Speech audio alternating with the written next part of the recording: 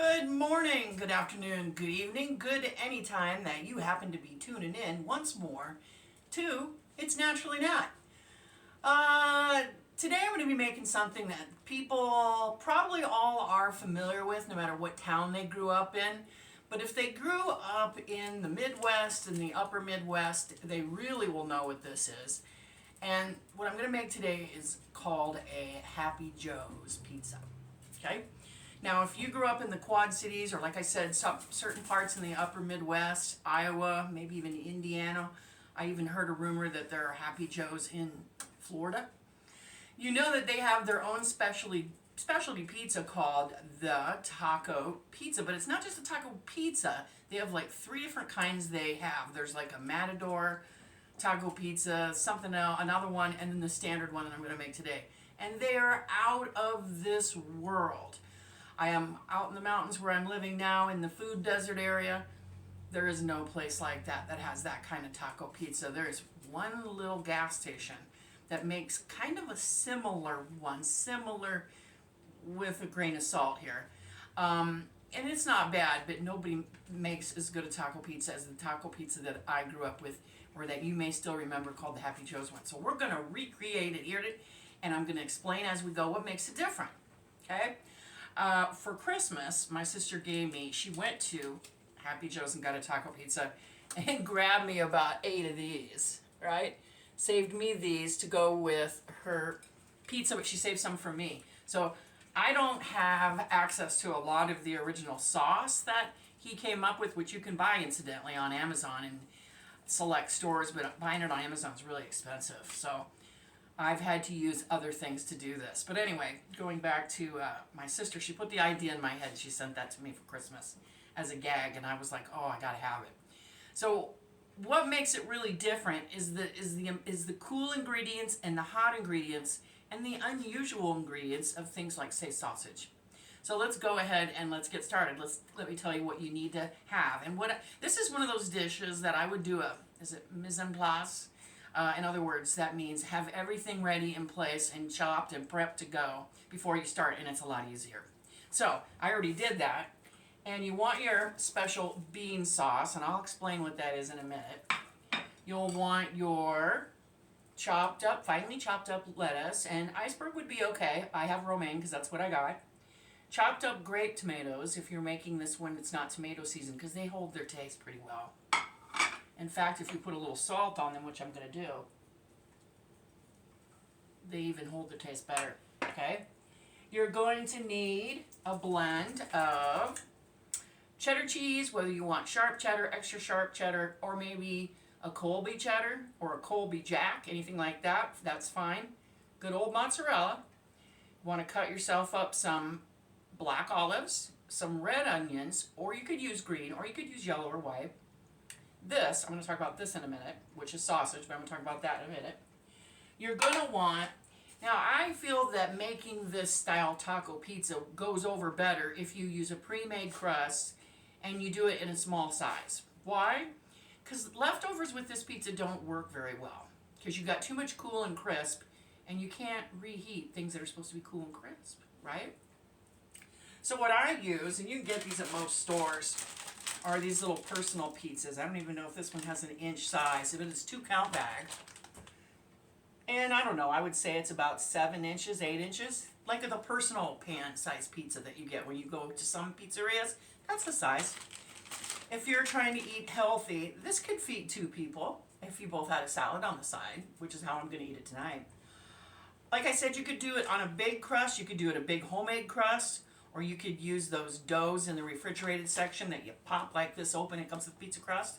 You could do that and do it on a pizza stone or a cookie sheet. But just remember that the toppings don't do well the next day. So if you can make it, you want to eat it, and trust me, you're going to have any problems eating it. You're going to need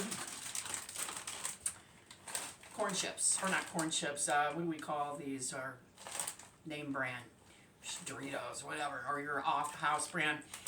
Now, I think what I heard when I did the deep dive on Happy Joe's Taco Pizza, that I heard a rumor somebody put, they make their own chips now, because it's gotten to be a big corporation and they don't use house brand, grocery store brand varieties. If you can find taco flavored tortilla chips, those are even better, but I can't find them consistently where I live. But I have this, and this is the nacho cheese variety, and that works just fine. Sour cream, and you're gonna need the bean sauce. I'm gonna explain that in a minute. And you're gonna need some sort of taco sauce. This is like Ortego. This was like 50% off. I mean, you can find this anywhere. You could find this in a gas station, maybe even if you were in a gas station that was close to a campground, because this is ubiquitous. It's everywhere. You might want inverted, what is this called? Inverted spatula? Frosting spread or whatever. You don't have to. You can use a knife. If you have some of this taco seasoning by Penzeys, Arizona Dreaming, this is really good. If you don't, no problem. You can use your own taco seasoning, or you can just use chili powder. All right, to get started, the two things that make this pizza different than if you were to go to your local mom and pop pizzeria are, the meat you want to use on this is pork sausage. Now, I think the original Happy Joe's used a blend of pork sausage and hamburger, but why not just use pork sausage, right? It's got so much flavor, why not? Now, you can prep some of this in advance and keep it in your freezer for any time you want quick taco pizza, but if it's the first time you're going to make it, there is some prep work involved. So what I did is I went and got, and I'll put this down in the comments section, the recipe and how to do this. I went and got one of those 1 pound chubs of fresh, ground, country style, I think it was, pork sausage, and I cooked it up in one of my cast irons. And all I added was crushed fennel, salt, and pepper. And you could add a little hot pepper flakes if you want. Then I had some, it was particularly lean, so I didn't have to drain anything. And I put it in this Ziploc and tossed it in my fridge, right? And then to make what I needed today, I just banged this on the counter, bang, bang. It got loose, and I let it sit out on the counter for a little while. And there it is. That's about how much you need. What is that, a third of a cup maybe for a mini pizza? Right? And then you can keep this in the freezer, which is where I'm going to go put it now. And then you've got that part of the taco pizza for next time, should the craving hit you when you get off work or on the weekend. You got that part done. So there's some pre-prep there. And I even pre-prepped the bean sauce. Now, online, I had read people say that they had worked at Happy Joe's and they called the sauce the bean sauce. Now, it doesn't use a taco sauce or a marinara pizza sauce on the crust. What it uses is a blend, and you can buy this at the store. They come in this size can, any kind you like, refried beans. Put them in a bowl, and then add some of this in here until it gets to a thin consistency. So what I did was I used the whole can in a big bowl. And then I poured, I would say probably a quarter of a cup or so, or maybe it was even more, into this and mash this around. Because when you get refried beans out of the can, they come out like concrete. Have you noticed that?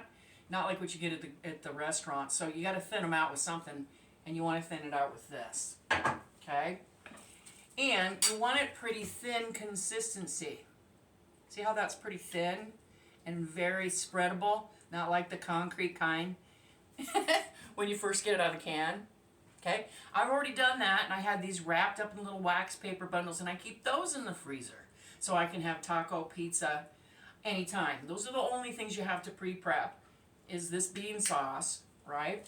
And I found that this brand, this cheap old Ortega brand taco sauce, really tastes like the real deal. It really tastes good. But if you had something a little nicer, like this salsa, that would also work to thin it out, but you got to thin it out. Okay? So let's go ahead and make this now the base of our sauce. I got my oven preheated to 400, so you're not going to hear the beep, beep, beep, because it's already preheated. And we'll just slide it out. There we go. Onto a pizza crust. Just like that. And I'm just going to use my knife and see how nice it spreads because it's been thinned out. If you taste it when you have this in the bowl and you're adding your taco sauce to the refried beans, taste it, see if you like it. If you want it hotter, add a little bit of Tabasco or hot sauce. If you wanted a little saltier, add a little salt and pepper. Add whatever you want. But you want to spread it out nicely and neatly all the way to the edges. Don't you hate it when people make pizza and they don't spread it out to the edges? Is that just me? Let me know in the comments if you don't like it when there's a big fat naked part of pizza with nothing on it. I never got that, why people like that. I like topping on everything. Okay? I'm going to put a little bit of this on. And again, if you don't have this Arizona Dreaming seasoning by Penzeys, you don't need it. Just use chili powder that you have that's not 1,000 years old in your cabinet. Okay? Next, I'm going to put on my sausage that I pre-made and thawed.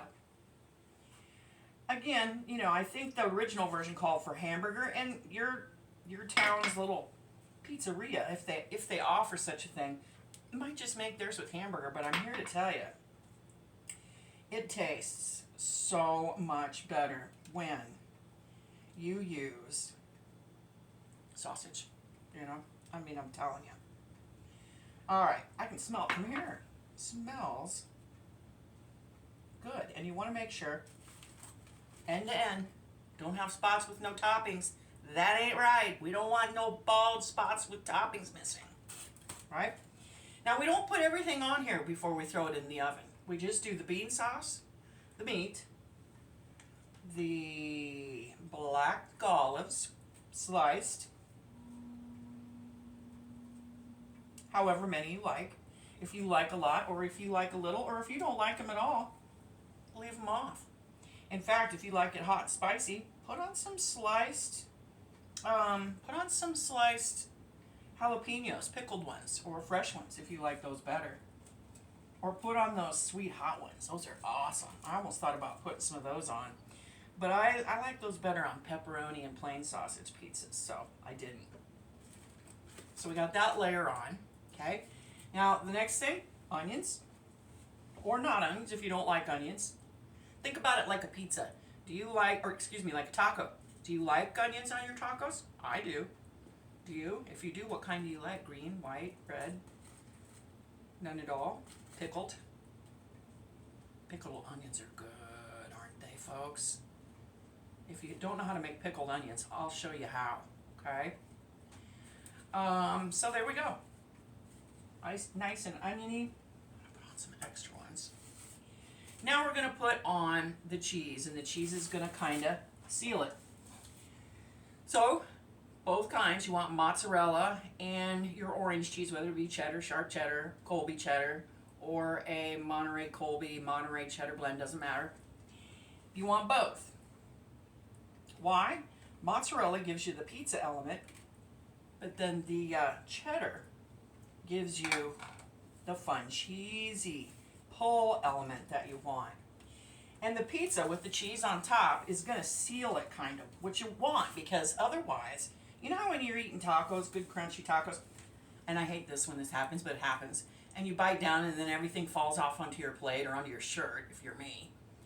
This taco pizza, that's not really going to happen, because this cheese is going to melt over this, and it's going to kind of hold the olives, the onions, all that goody good stuff. It's going to hold it all together. Okay, so when we put our final toppings on, we don't have to worry about that.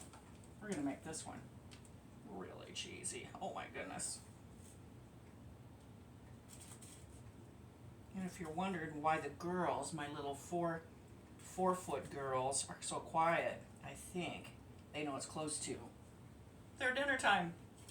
Go ahead, and I got this on tin foil, but and you can do that. The cheese will stick a little. Or you could put parchment down and then put the tin foil underneath it. Or you could put it on a cookie sheet if you're nervous about that. Or if you don't want to, you're afraid you might get burned. But I cook so much, I bake so much in the oven, I can just throw this puppy in and usually not burn myself, knock on wood. This will go anywhere from 8 to 17 minutes. Since my stove is cranky and I'm in a higher end elevation, it actually took me about 15 minutes, 16 minutes to get it where I want, which I'll put it in the oven, and with the magical snap of my fingers, it comes out of the oven already. And this is what it looks like. baked up. Mmm, so good, and it's ready for its final topping before we can cut into this. Doesn't that look good? You cook it just enough. You start to get the little bit of brown bits and bobs, but not too much. Now is when we put on the chips, tomatoes, and the sour cream if you like sour cream. So, I'm going to throw a little bit of tomatoes on here. If you can't do acidic tomatoes, they make your tummy hurt, leave them off. You don't have to have them on. This is the part that doesn't reheat well. Okay? Oops, actually I want to put my sour cream on now. Now when you put your sour cream on, I like to use a little skinny spoon like this. You want just little blips and blops like this. The reason why you want the blips and blops is so that every other bite gets some of that wonderful, irresistible sour cream. So I do usually quite a few little blips and blops of it, if you will. Because this sucker, as soon as I dress it here, that's what I'm calling putting on all this pretty stuff, delicious stuff, magnificent stuff, is dressing up the pizza. Oh, there goes Rosie. I hear her little feet underneath me. Hi, Rose. So, what we got going on now looks like this. You could hit it up with a little more seasoning at this point if you want, but now you're just adding those crushed chips on and you are good to go. And just crush them right over the pizza. Make sure you get a lot on there though.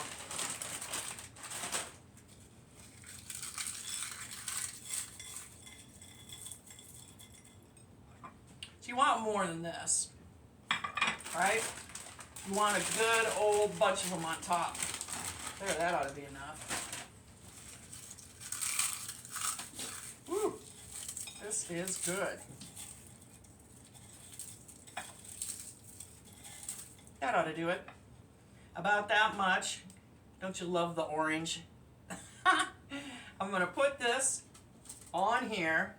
The only thing that you can't do at home, unless you have a sister mail you this like my sister did, is put on this little taco sauce on top of the chips. I'm going to finish this off camera and I'm going to eat it. But folks, it's so good. Once you get the chips on, right, and a little bit more of that taco sauce, if you don't have the old HJs like what I have, your standard grocery fare is good, right? Cut it and eat it, and it's going to be fantastic. So thank you for joining me in making this unusual Midwest classic. Please make it. It's wonderful. If you've made it before, tell me how you make it. Do you make it like similar to the old Happy Joe's method, or do you have your own method? I'd love to hear the comments down below. I'll leave also, like I said, the recipe down in the comments. If you could hit that like button, I'd love that. And if you could subscribe, I'd love that too. But please try making this pizza. It's so good, and you can have most of it prepped at another time, so when you come home from work you can throw this together. So yummy. So I'll see you next Sunday. Like and subscribe, and have a wonderful day. Take good care of yourself, and I'll see you next time.